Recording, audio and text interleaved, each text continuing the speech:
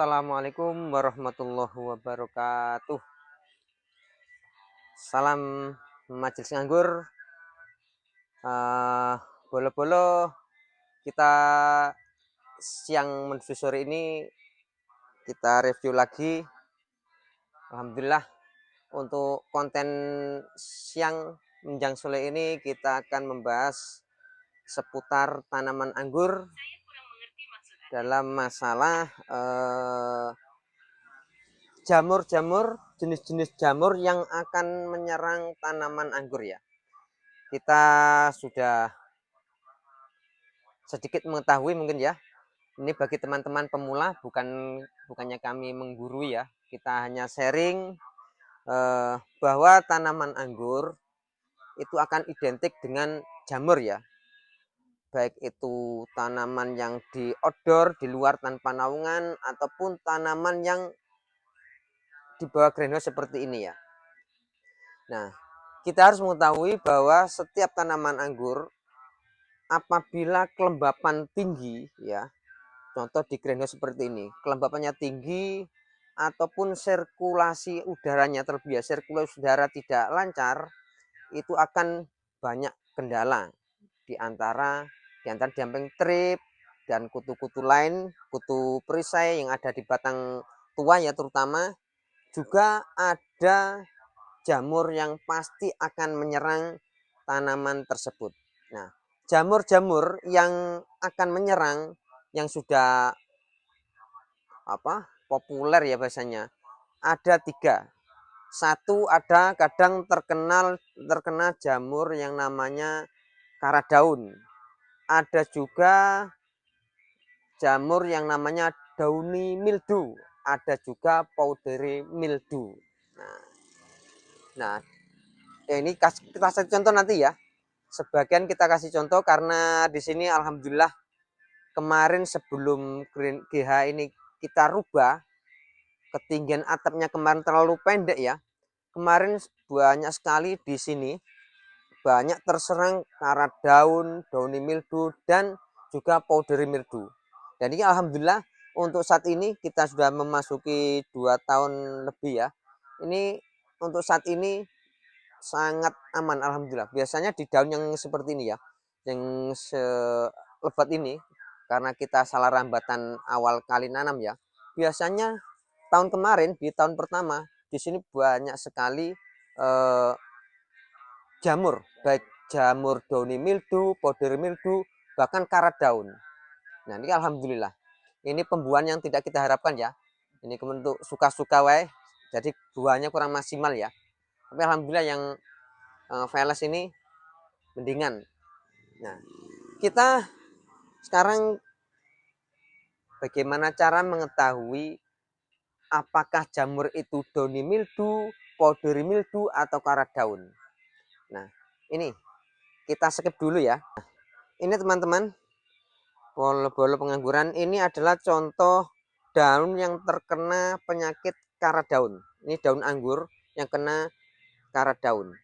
Nah, karat daun sudah kita maklumi namanya karat ya pasti warnanya kuning. Nah, kalau karat daun itu menyerangnya di bawah daun ya, di bawah daun. Ini warna kuning seperti ini dan nanti akan berefek di atasnya pasti totol-totol coklat. Nah, kalau lama-lama akan kering seperti ini.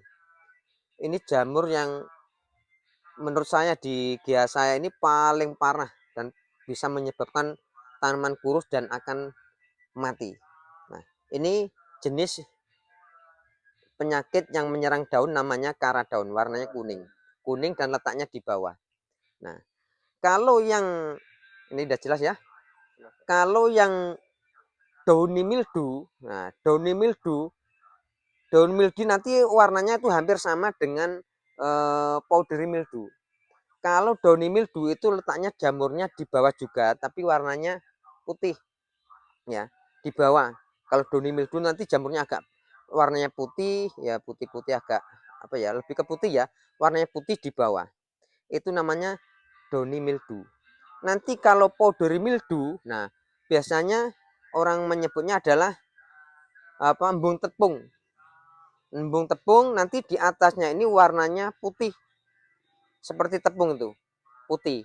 Nah, itu downy mildew atau embun tepung. Nah, situ. Jadi kalau kuning seperti ini namanya nanti karat daun, kalau putih di bawahnya nanti ada namanya downy mildew, kalau di atas namanya nanti akan bisa disebut powdery mildew atau embun tepung. Ya. Nah, penanganannya ini nanti akan beda ya.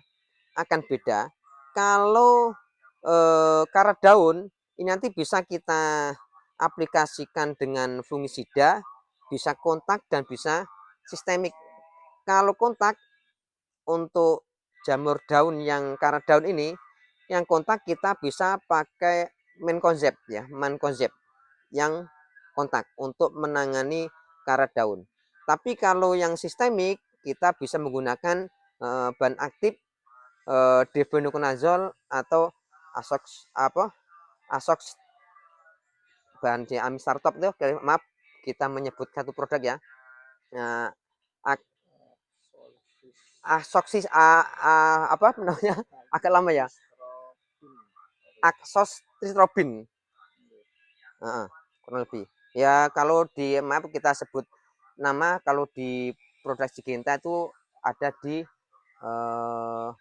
yang mahal itu apa ya, Amistartop ya, Amistartop. Nanti bisa di tandem itu bahan aktif azoxystrobin dengan difenoconazole itu untuk apa, karat daun yang sistemik. Nanti kalau yang kontak bisa pakai Mancozeb. Kalau downy mildew, nah ini sebenarnya kita bisa tulis ya, kita kemarin kita nulis biar jelas ini. Nah, ini bisa dilihat ya. Nah, powdery mildew ini bisa kita aplikasikan untuk penanganan powdery mildew.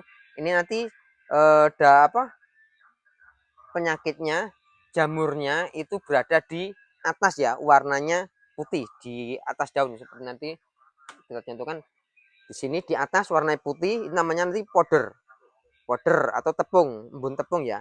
Nanti kalau kita aplikasikan dengan kontak, carilah bahan baku atau bahan aktif yang ini, bisa sulfur yang 80% atau koper klorid ya. Ini yang kontak, bisa di zoom ya, lihat jelas yang kontaknya ini untuk powdery mildew. Untuk sistemik bisa kita gunakan tebuconazole atau azoxystrobin. Ini kontaknya. Nanti bisa cari di kemasan produk-produk yang fungisida ya. Nah, kalau yang downy mildew adalah jamur yang berada di bawah daun yang warna putih. Nanti kalau kita aplikasikan dengan fungisida kontak, bisa kita cari fungisida yang berbahan aktif zineb, ziram dan lain sebagainya ya, yang kita kenal. Sementara ini kalau yang sistemik kita bisa menggunakan metalaxyl atau dimetromor ya. Ini yang sistemik untuk menangani downy mildew.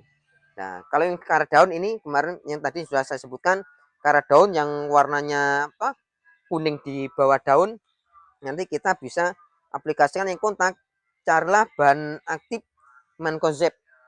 Kalau sistemik bisa digunakan dengan difenoconazole ataupun azoxystrobin.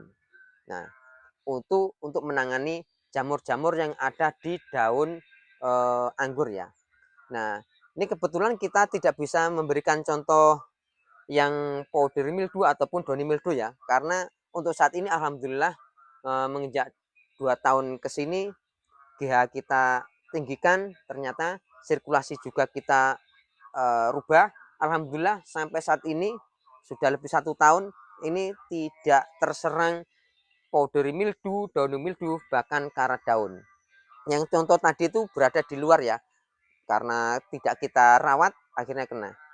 Nah, ini teman-teman sekilas masalah jamur-jamur yang ada di tanaman anggur terutama daun ya.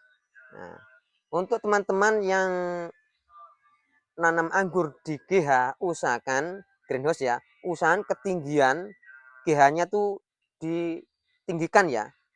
Dan sirkulasi, terutama sirkulasi udara itu pun harus sangat kita perhatikan. Karena apa? Karena kalau GH itu terlalu pendek, terus ditambah dengan sirkulasi udara tidak lancar, maka akan terserang jamur-jamur tersebut. Ya, bisa terkena podi mildew atau doni mildew ataupun karat daun. Jadi intinya carilah tanaman-tanam tempat-tempat yang sangat lancar sirkulasinya dan bisa kepanasan minimal 6 hari. Syukur-syukur 7 sampai 8 hari. Minimal 6 jam atau sampai 8 jam ya. Nah, ini alhamdulillah kepanasan sampai jam berapa ya? Jam 3 jam pagi sampai pagi 3 kepanasan ini. Tapi kemarin kita GH pertama itu pertama kali nyoba terlalu pendek ya, banyak penyakit dan kami kita rubah, kita tinggikan. Akhirnya alhamdulillah ini 1 tahun berjalan 1 tahun udah aman bebas dari jamur-jamur ini ya. Ya untuk trip mungkin kita bisa bikin konten yang berikutnya ya. Ini kalau nggak percaya nih lihat, ini baru kita rubah ya. Ini kayu-kayunya masih di atas kelihatan itu ya. Nah, ini alhamdulillah aman semua ini. Ini belum kita buahkan ya. Kita masih masa-masa pembukaan generatif baru pertama ya. Tapi sudah banyak bermunculan bunga-bunga ya apa ya seperti ini. Ini akademik sudah mulai masuk ini ya. Akademik nih, sudah mulai muncul banyak bunga-bunga PHP. Ini ada varian Heliodor, ini banyak lah. Nih, kemarin sudah banyak yang kita buang. Ini nanti kita tunggu 1 bulan kita akan lakukan pruning untuk pembuahan. Demikian teman-teman, mudah-mudahan konten sore hari ini bermanfaat. Semangat tetap nanam anggur, mudah-mudahan kita dapat barokahnya. Sekian, wassalamualaikum warahmatullahi wabarakatuh.